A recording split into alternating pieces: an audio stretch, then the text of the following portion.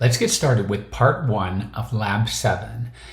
In this lab, in this first part, you're going to make a contour map of the water table. So the water table is the top of the saturated zone, and it's the top of the aquifer.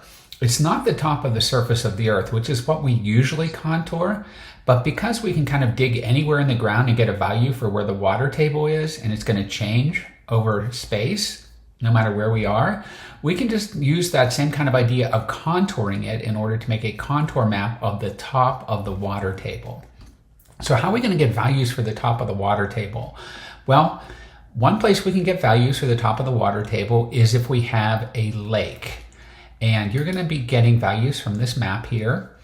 And we can see that in this map here we have 3 different lakes, and each one of these lakes has an elevation value reported. 105 at Clear Lake, 125 at Dark Lake, and 145 at Glass Lake. You're going to, that's going to be the elevation of the water table in those areas. The other place we can get information from on the elevation of the water table is if we have a water well drilled into the ground, such as at location W, X, Y, and Z here.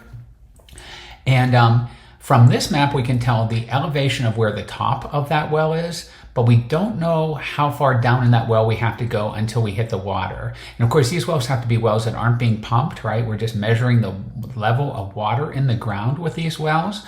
But for those wells, the depth to the water table is reported here. So one of the things you're going to do is fill in this table. Let's do one example here. So for Glass Lake, there is no land at Glass Lake, right? It's water.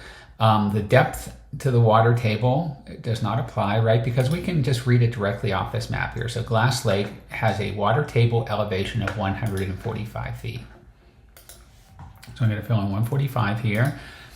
That's how you're going to do all 3 of the lakes. For the wells, W, X, Y, and Z, on this, let's do an example here. Well W looks like it's halfway between the 140 and the 150 contour here, so I'm going to call that 145. So I'm going to fill in 145 here. We can see that the depth to the water table from the top of the well is 15 feet, so we just do 145 minus 15, and we would get a value of 130 for the water table elevation at that well. Once you do all 7 of those numbers, then you're going to put those numbers on this map. And as you can see, W, X, Y, and Z are in the same location. I've just kind of put an outline of where the lake is there. And you'll put the elevation values for the lake right at those blue ones, the blue circles there. So Glass Lake here, Dark Lake here, and Clear Lake here. You'll put their elevation values there. You could do that directly off the map if you wanted to. Once you have all of those lines, and then you're going to contour the surface of the water table. Once again, this is going to be very different than the surface of the earth. The surface of the earth tends to have more bumps and ups and downs in it. The surface of the water table tends to be more smooth. So you're not going to have all this detail in it. You're going to make a contour map every 10 feet of change in water table. So you'll have like a 140 contour, a 130 contour that'll go right through W, and so forth. And then you'll complete the contouring in that way. A couple of questions, also a couple about what's this strange pattern with these contours around all 3 of the lakes, where we have these little teeth or perpendicular lines on the inside of the contours. You'll explain that and how those lakes may have formed.